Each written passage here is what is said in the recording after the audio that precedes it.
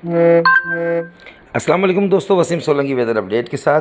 तो current situation तो ये है कि इस वक्त बहुत बड़ा थंडरस्टॉर्म्स का जो क्लाउड मास है जिसमें बारिश, ये प्योर बारिश कहलाती है।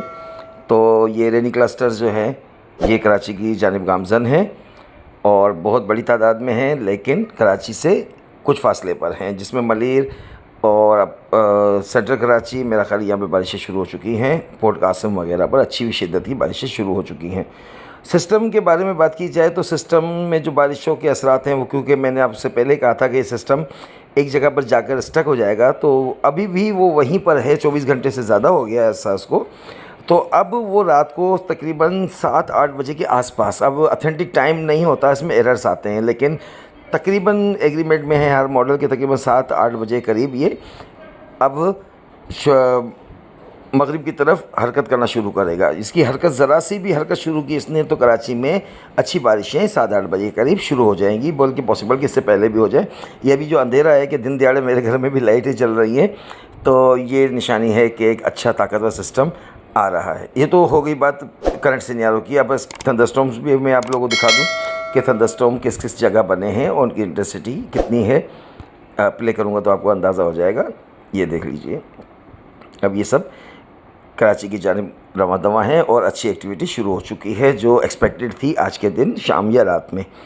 तो अब बात करें कि जो सिस्टम के बारे में पैनिक फैली हुई है, तो देखिए मैं काफ़ी महदूद पैमाने पर अपना ये काम करता हूँ वेदर का, क्योंकि मेरा शौक़ है। मैं इससे ना कमाता हूँ ना कोई, बस ये है कि अल्लाह के दिए हुए इल्म से अगर आप लोग की ज़ात को कोई फ़ायदा पहुँचता है तो इस वजह से, क्योंकि ये मेरे काम की, मेरे टैलेंट की ज़कात होती है कि अल्लाह ताला ने मुझे जो कुछ भी सलाहियतें दी हैं, अगर उसका फ़ायदा ना दूँगा तो वो मुझसे फिर पूछगिछ ज़रूर होगी अल्लाह की तरफ से। तो इसीलिए हुकूमती इदारों से हम आगे निकलना नहीं चाहते। मैंने हिंट तो दे दी थी आप लोगों को समंदरी तूफ़ान की, कि कल भी दी थी, कुछ पॉइंट बताए थे आपको। और इस 10-10 दिन पहले मैं सिस्टम का बता देता हूँ कि यहाँ बनेगा, यहाँ होगा, ये रुक जाएगा, ये चलेगा। ये सब अल्लाह का एहसान है कि अब जगह पे सही हुआ, लेकिन मैं खुलकर बयान नहीं कर सका। समंदरी तूफ़ान बनने के इम्कान बहुत पहले थे, लेकिन जब तक हुकूमती इदारों ने डिक्लेयर नहीं किया, आप जब डिक्लेयर कर दिया है तो फ़िशरमैन से भी मेरी गुजारिश है कि ये समंदर में कोई एक्टिविटी ना करें, क्योंकि काफ़ी तुकयानी होगी समंदर में।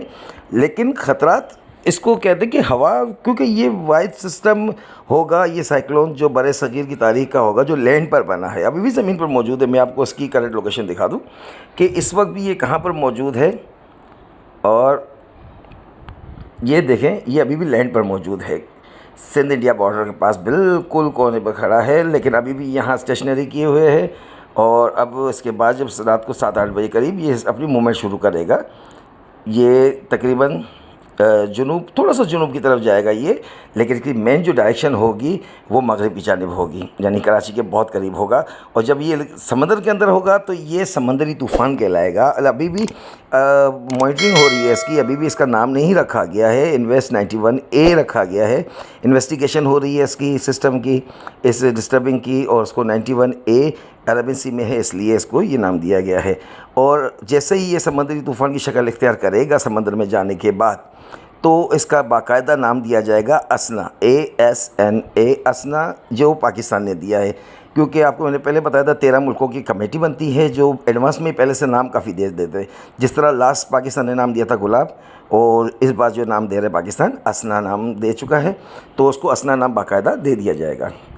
इससे तेज़ हवाएं शामिल हो जाएंगी सिस्टम में बारिशों में, और इसकी रफ़्तार आज रात से बढ़ेगी हवाओं की। अब बारिशें होंगी तो हवाओं की रफ़्तार ज़्यादा होगी, और कल भी बहुत ज़्यादा हवाएं तेज़ चलेंगी, यानी कि 40-50 किलोमीटर पर घंटे के हिसाब से चलेंगी। और उसके जो गस्ट होगा, जो झक्कड़ होंगे, वो 60 से 70 किलोमीटर, 80 किलोमीटर तक भी जा सकते हैं।